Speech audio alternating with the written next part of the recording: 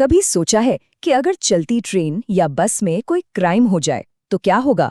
मतलब केस कहाँ दर्ज करवाया जाएगा? ये सुनने में तो एक सीधा सा सवाल लगता है ना?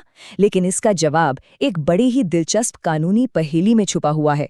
तो चलिए आज इसी कानूनी गुत्थी को मिलकर सुलझाते हैं। तो ठीक है, इस बात को जरा और गहराई से समझते हैं। इस पूरे मसले को समझने के लिए हम एक सिचुएशन लेते हैं, एक हाइपोथेटिकल सिचुएशन, जिससे ये कानूनी सवाल बिल्कुल साफ हो जाएगा। तो जरा सोचिए कि कोई लंबी दूरी की ट्रेन में सफर कर रहा है। अब ये ट्रेन एक राज्य से शुरू होकर कई दूसरे राज्यों से गुजरती है और इसी सफर के दौरान उस इंसान का लैपटॉप चोरी हो जाता है।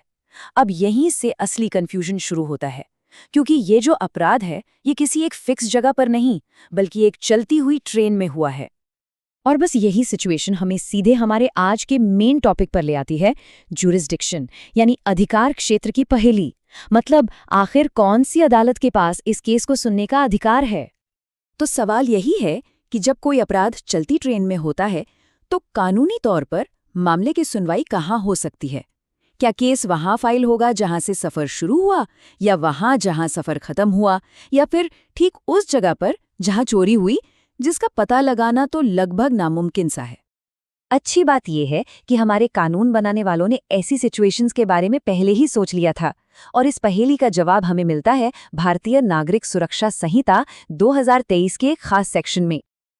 अब देखिए, स्क्रीन पर जो दिख रहा है वो कानून की असल भाषा है। मुझे पता है ये थोड़ी भारी भरकम और कानूनी भाषा लग सकती है, लेकिन घबराने की कोई बात नहीं है। इसका जो मतलब है वो बहुत सीधा और सरल है। चलिए इसे आसान भाषा में समझते हैं। तो कानून इस मामले में काफी फ्लेक्सिबिलिटी देता है, जिससे पीड़ित को सहूलियत हो। केस की सुनवाई इनमें से किसी भी जगह की अदालत में हो सकती है।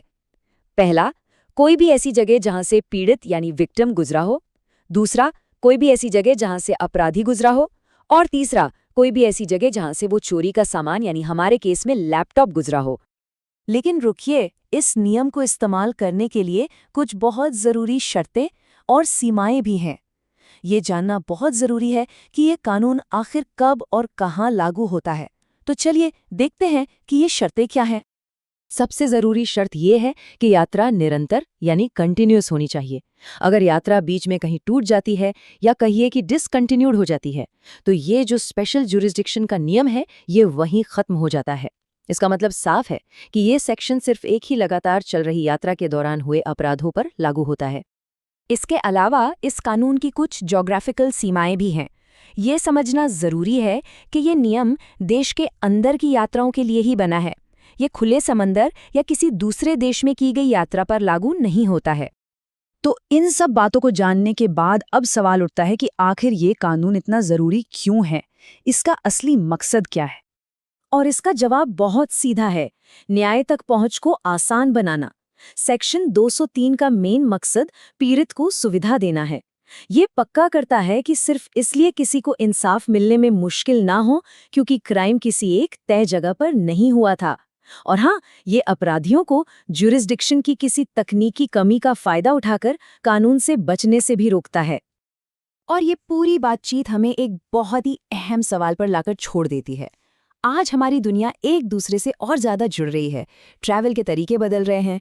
तो ऐसे में भविष्य में ज्यूरिस्डिक्शन को तय करने वाले कानूनों को खुद को कैसे बदलना होगा? ये एक ऐसा सवाल है जिस पर हम सभी को सोचना चाहिए।